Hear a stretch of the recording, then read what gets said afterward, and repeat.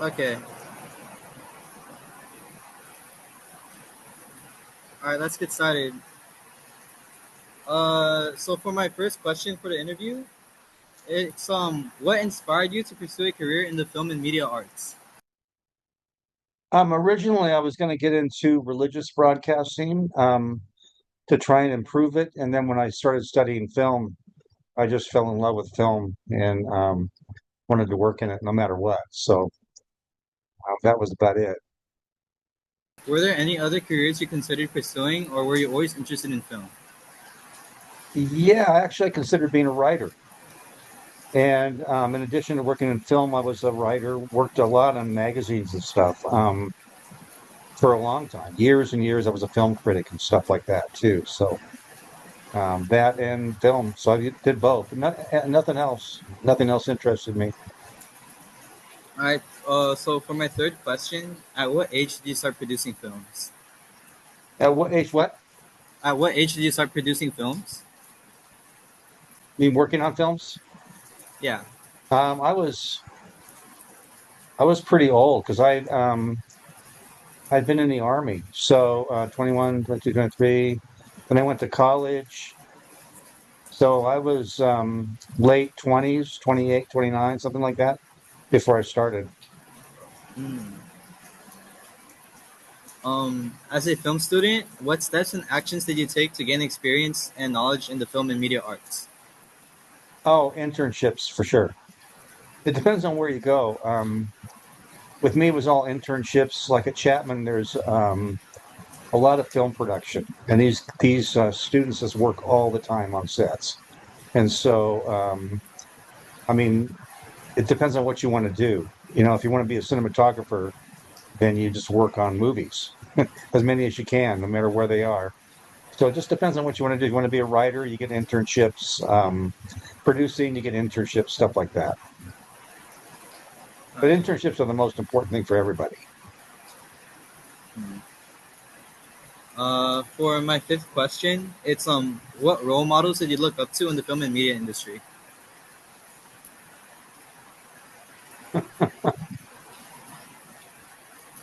Um, well, I really looked up to Francis Ford Coppola. He was my hero. And I always wanted to work for him, and I ended up working on a movie with him. So, yeah, I didn't have any heroes or anything. I just did the best I could, But Coppola was my hero. He was like the one I always wanted to work for, but nobody I wanted to emulate and be like. I just wanted to work, wanted to be good. So my fellow workers were the ones that inspired me. So what about his work inspired you exactly? Oh, because he always tried something new, and he wasn't afraid to fail. And he failed quite a bit. He made quite a few bombs, but they were always he was always trying to do something new. And so half the time it didn't work. Like the last movie he just did, he lost millions and millions of his own money. Um, so I always admired him for that more than anything else, just trying something. And it was always interesting what he was doing. Um, so yeah, he was my hero. Still is. All right, thank you. So you went to Loyola Marymount University, right? Yeah. So their university, for their School of Film and Television, it's considered highly prestigious and respected in the industry. And what made you select this school compared to other schools? Because, well, first of all, it wasn't prestigious when I went there. It was a horrible film school.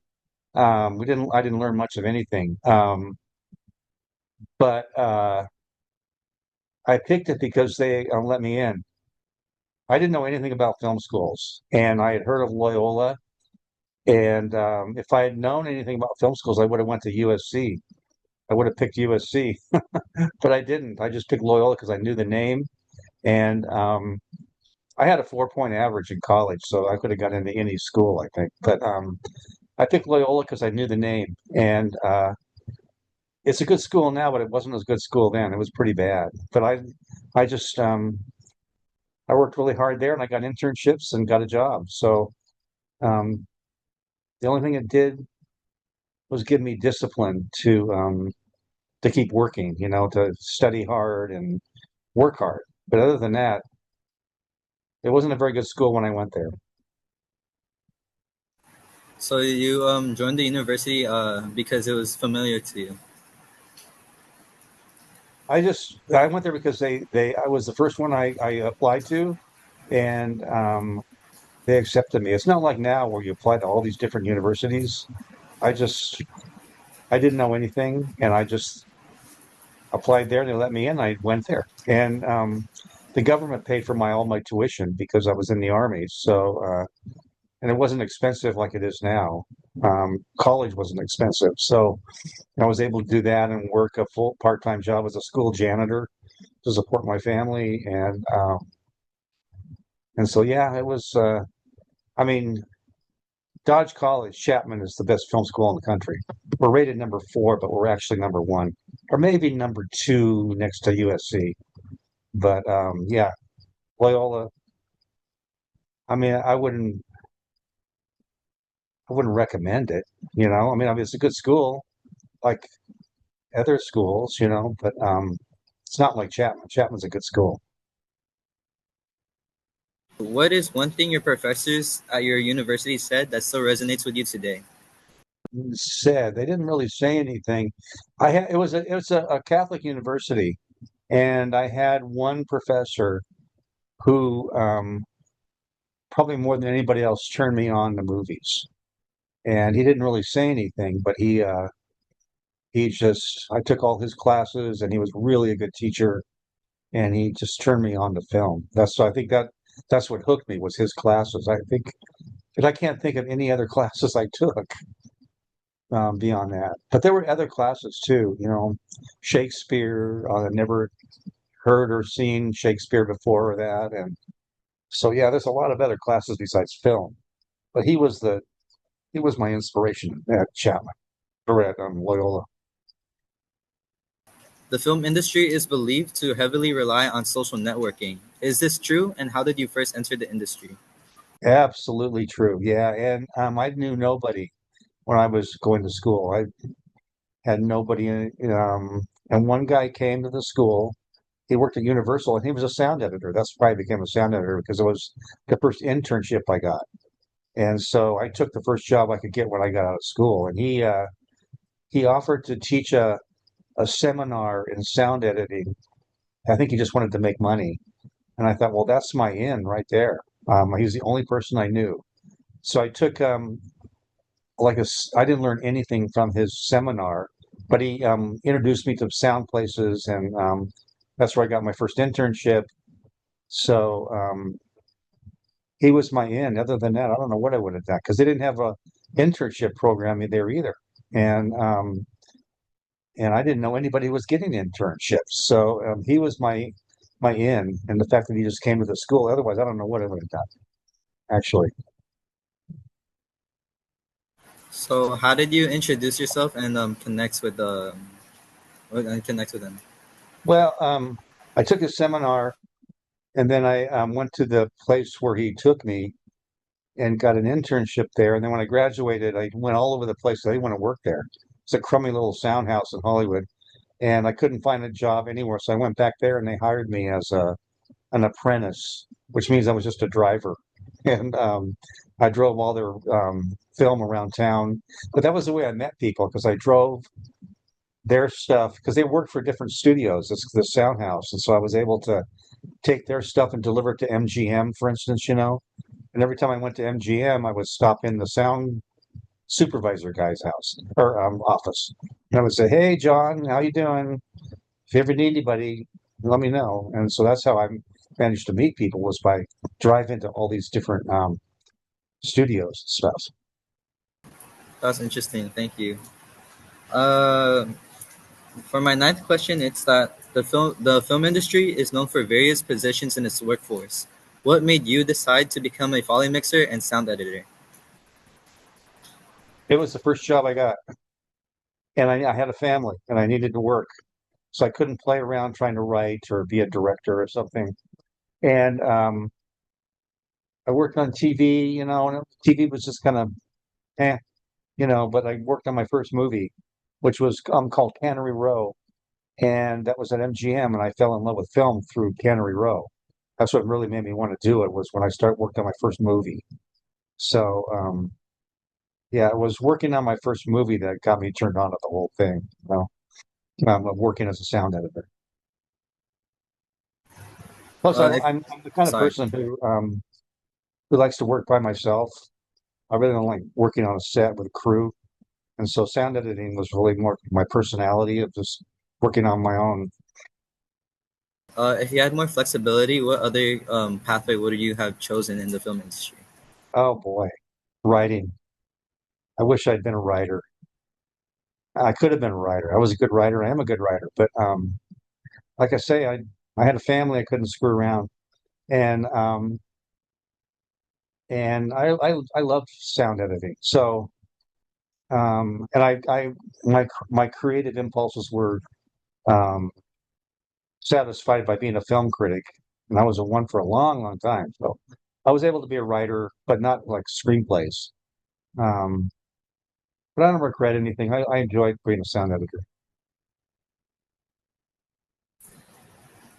All right, so you currently work at Chapman University's Dodge Film School. What made you go down the path of film media arts education, and how did you get there?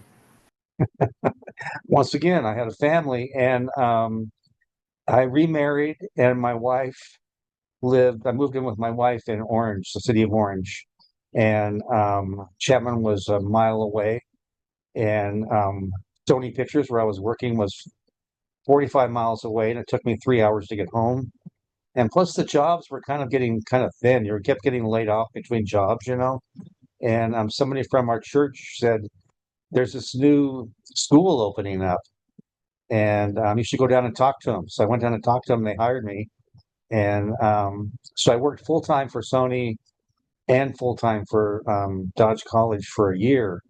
And then Sony called me up and said, "You either come back here," because I worked at the school. I did all my work at the school, and they said, "You either come back to the studio and work, or we're not going to use you anymore." And I thought, "There's no way I'm going to be driving all that distance again." So I started being freelance. We lost a lot of money, and gradually uh, the film school built up until now we're number four, and I got tenure, and and I make more money, and so yeah. So basically, it was once again a family decision. I wanted to be close to my family, and um, driving 3 hours one way is not the way to do it. So, With 30 years in the industry, who were some of the most influential people you've met, and what was it like? the only influential people I met were the two. You know what Foley is, right? I told you what Foley was, the sound effects people. It's the making of sound effects, two picture. Anyway, there's something called Foley. And the only people who were really influential were these two Foley artists from Sony Pictures. And they were influential because I learned a lot from them. I was able to kind of slip into Foley and supervising Foley as a job. And they were just really good. They were like artists. And so I learned from them. But basically, nobody really influenced me. I was good. I was a good sound editor. So I didn't need any influences, except for those two guys. They were really good. All right, so I know you've worked on many films, but out of all the films that you have worked on, which ones are your proudest projects? Proud of stuff? Yes. What am I proud of? There was oh shoot. Well, I worked on Dracula. We got the Oscar for that. Um, the team, the supervisors only get the Oscar, but our team won the Oscar for Dracula, and I'm proud of that. Um, that was Coppola's movie, but everything else, it was just the people you work with are the most important thing, and they were all just really fun people. So I'm not really proud. You're proud overall of all the stuff you've done, but winning the Oscar was kind of fun. But no, no, I can't think of anything offhand that I'm most proud of, other than just managing to stay in the business that long. What's the process of being a sound editor?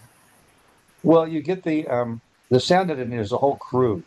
There's dialogue editors, there are sound effects editors, there are Foley editors, there's Foley artists, there's music editors, there's sound supervisors. And what happens is the picture editors, the picture people, edit the picture, and then they turn it over to the sound.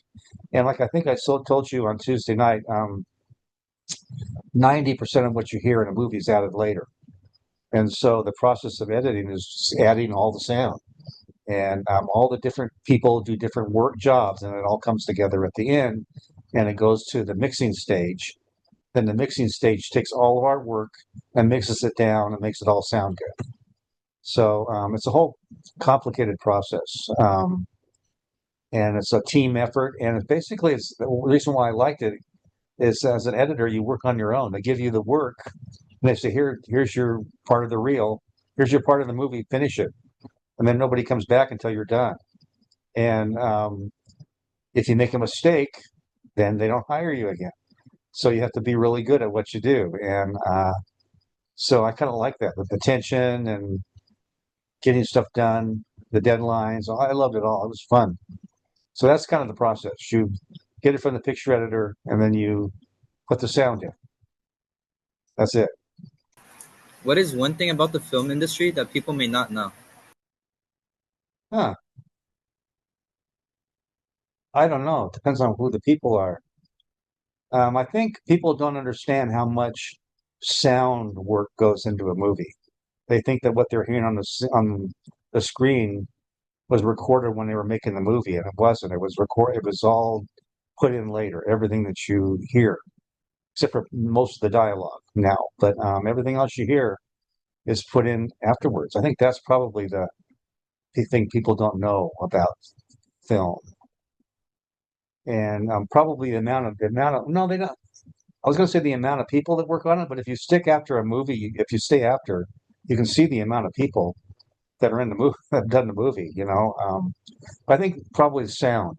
People don't understand how much work goes into the sound part of All right, thank you. What is one thing about film education that people may not know? it. Probably all the effort it takes. You were there on Tuesday night and you heard all the stuff those students do. They work all the time. I mean, they were talking about working from 6 at night to 6 in the morning. Stuff like that, and then going to school and doing homework. So in film school, it's um, it's just really, really hard. Twice as hard as probably any other major. Because not only are you doing homework, but you're working weekends on film shoots and 12 hours a day. So extremely hard major, but fun.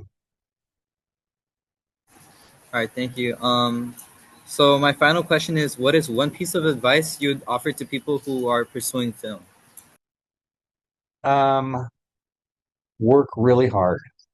What you want to do, pick what you want to do, and work at it. And um, what they're looking for in the movie business are people who work hard.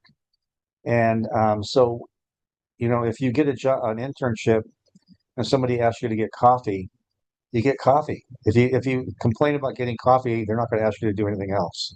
So working really, really hard and impressing people about how hard you work. It's not how talented you are, it's how hard you work. That's the key. And if you can do that, then um, they'll hire you. But if you're just kind of look at your phone all day and don't try really hard, then nobody's going to hire you. You know. So you have to impress people. Like I think somebody said um, Tuesday night that's what they do. They just work really hard and impress people, and it keeps um, magnifying after that. People keep hiring you. But if you don't work hard, then forget it because it requires pretty much everything that you have.